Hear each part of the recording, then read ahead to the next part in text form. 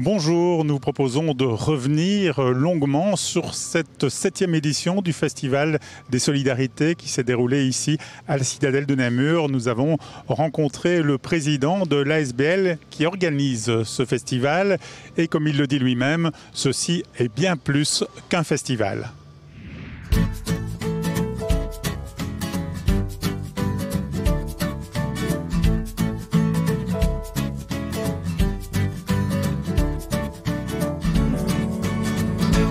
Pour leur 7e édition, les solidarités continuent à évoluer. Le festival est devenu un incontournable du calendrier de l'été.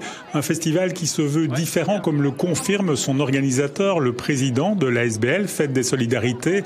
Il le précise d'emblée, ceci n'est pas qu'un festival. Je ne considère pas que nous organisons un festival. On organise une fête populaire. On organise un événement qui est plus qu'un événement lié à la musique. Et donc, c'est vraiment très très important pour nous. Il y a toute l'approche à l'égard des enfants, il y a toute l'approche à l'égard de la société civile, toutes ces ONG qui sont là, et puis il y a effectivement la place des débats. Et la place des débats est pour nous essentielle, c'est un élément majeur de l'événement. Il y a la musique qui est évidemment importante et les gens viennent aussi pour cela, mais je crois qu'ils viennent, quand on les interroge en tout cas, ils nous disent qu'ils viennent pour plein d'autres choses que l'événement propose, que la fête populaire propose. Ce festival est organisé par la mutualité socialiste Solidaris par l'entremise d'une ASBL. Pour son édition précédente, le budget du festival tournait autour de 4 millions d'euros. Les ressources proviennent pour moitié des activités commerciales et pour moitié des subsides, notamment versés par la mutualité. Une mutualité parfois critiquée pour son investissement dans ce type d'activité. Je viens un peu aux critiques aussi, et là j'ai fait une petite capture d'écran sur les réseaux sociaux que je vous montre. Voilà, c'est un Namurois qui met ça. Comment est-ce que je vous laisse découvrir cette critique et comment est-ce que vous réagissez à cela? Parce qu'il semble dire, est-ce que c'est vraiment le rôle d'une mutualité de mettre de l'argent dans l'organisation d'une fête telle que celle-là? Alors je pense qu'il ne faut pas mélanger les choses. Je sais que quand on ne connaît pas à un moment donné dans la société dans laquelle on considère que c'est opaque, etc. Mais les mutualités fonctionnent sur 3 piliers. Il y a tout d'abord le pilier de l'assurance maladie et invalidité, pour lequel on reçoit une dotation qui nous permet de fonctionner.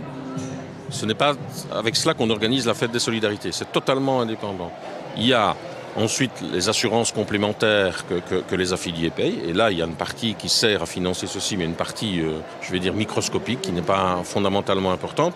Et puis il y a toutes les structures que nous avons autour de nous, comme nos centrales de services à domicile, nos polycliniques, nos hôpitaux, etc. Et donc, le premier pilier, puisque la remarque de monsieur, qui est au demeurant très juste, on doit défendre encore les maladies chroniques, etc. Je veux dire, on le fait tous les jours dans les instances de l'INAMI. On se bat. On a été la seule mutualité à s'opposer au budget de 2 blocs, à dénoncer les dérives de la politique de bloc. C'est par ce biais-là qu'on doit pouvoir répondre à la remarque de monsieur ici, et qui, je le répète, est tout à fait pertinente, mais ce n'est pas avec de l'argent venant de là qu'on fait la fête des solidarités. Ça n'a strictement rien à voir. L'esprit mutualiste plane sur l'organisation avec une attention particulière pour les personnes à mobilité réduite dont l'accueil était remarquablement organisé, et aussi avec une action spécifique pour lutter contre le harcèlement sur les lieux festifs, le plan Sacha, qui a été initié par un autre festival namurois, Esperanza. Donc on a 2 axes. On a un axe préventif ici, donc sur la zone qui est juste derrière moi, mais aussi avec des jeunes, ou d'ailleurs des moins jeunes, en fait des bénévoles qui ont été formés pour déambuler dans le festival et pour parler du plan. Et puis après, on a aussi une prise en charge des personnes qui seraient témoins ou victimes d'agressions sexuelles sur le site des solidarités et qui souhaiteraient venir en parler avec des professionnels, des psychologues, donc qui ont été formés aussi pour pouvoir les accueillir. J'étais un peu tracassée par rapport au fait que comment gérer un festival avec un enfant qui ne peut pas marcher. Et dans le fond, voilà, on a déjà eu des réponses par Internet très rapidement. Et puis sur le terrain, on a tout de suite été pris en charge. Et on nous a gentiment proposé une chaise roulante, ce qui était vraiment pratique pour pouvoir circuler sur le site, malgré le monde. Et donc franchement, accueil et prise en charge vraiment top. Le festival, cette année, a aussi pris un certain nombre de mesures pour limiter son impact environnemental. Il est passé au gobelet réutilisable. Il a demandé aux organisateurs de la restauration de privilégier les circuits courts. Symboliquement, il a décidé d'ouvrir l'espace VIP à tout le monde.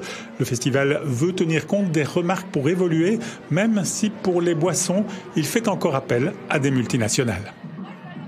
Ces multinationales-là, elles ont quand même une responsabilité aussi dans le réchauffement climatique. Donc à un moment donné, il faudrait aussi pouvoir les exclure en disant on prend plutôt des producteurs locaux. Alors, ça c'est le chemin que l'on poursuit, c'est le chemin suivant, je veux dire, de privilégier les producteurs locaux.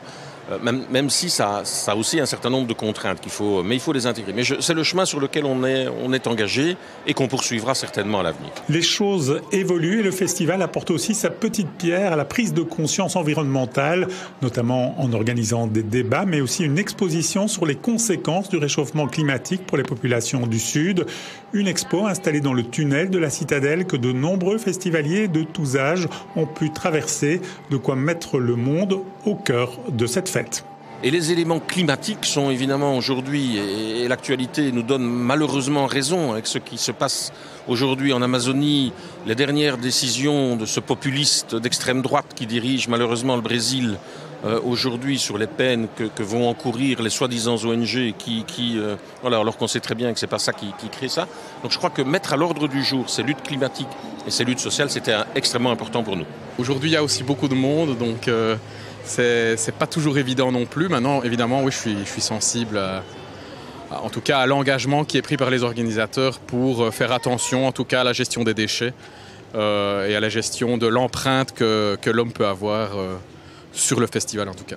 Justement, à ce passage-là, je trouve ça intéressant de faire ça dans un festival parce que justement c'est l'occasion, c'est un lieu de rencontre où c'est l'occasion aussi de sensibiliser les gens un peu à cette problématique.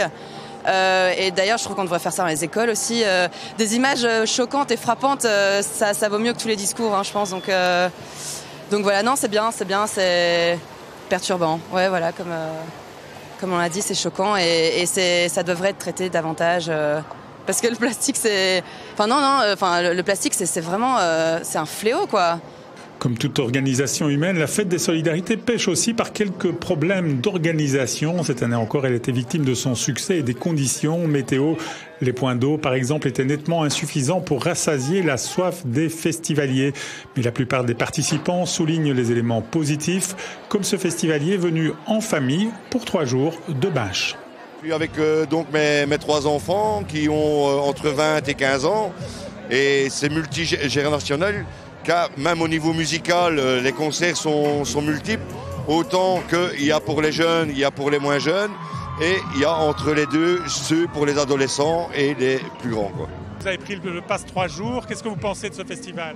Le festival est très bien organisé. Disons que depuis hier, le petit bémol, c'est les fontaines à eau qui sont un petit peu manquantes sur le site, car avec le nombre de personnes qui s'y trouvent, c'est vrai et les chaleurs qui nous sont retombées dessus ces derniers jours aussi. Donc c'est vrai que les fontaines à eau, c'est ce qui manque le plus sur le site, quoi. Vous avez cherché à vous loger à Namur et tout était complet. Oui, ça fait déjà donc depuis le mois de mai qu'on cherchait un logement pour faire le festival. Partout où on s'est renseigné, aux 10 km à la ronde, c'était complet partout, donc c'était impossible de trouver. Donc nous avons trouvé une auberge de jeunesse qui nous a accueillis du côté de Modave, à côté de Huy, pour pouvoir nous loger pendant les 3 jours, ce qui nous permettait aussi de faire moins de kilomètres pour venir, quoi.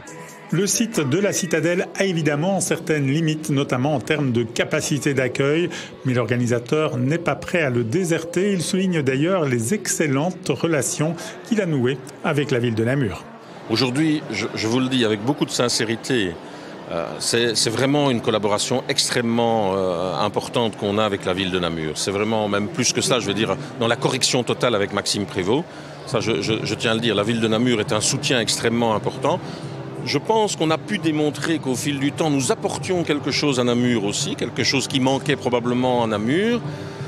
Moi, qui, je vous le disais tout à l'heure, viens du sud du Luxembourg, qui vit maintenant à Liège, qui suis né en France, qui vais souvent en Afrique, je me dis qu'on a un peu réveillé Namur. Je veux dire, voilà, pour taquiner un peu le bourgmestre et certains Namurois, mais gentiment.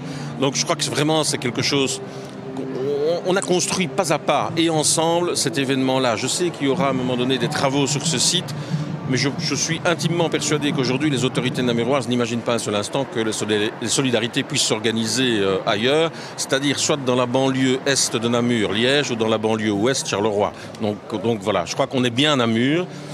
Mon choix, lorsque nous avons décidé d'organiser cela, c'était la Citadelle de Namur parce que je considère que c'est le plus bel endroit de Wallonie.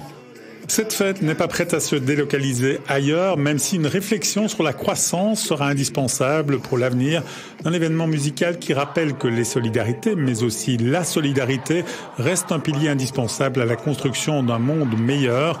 C'est l'objectif de cette fête, placée cette année sous le sceau du soleil d'Angèle et de la Californie. Vers la Californie, bébé roule vers le soleil, vers la Californie.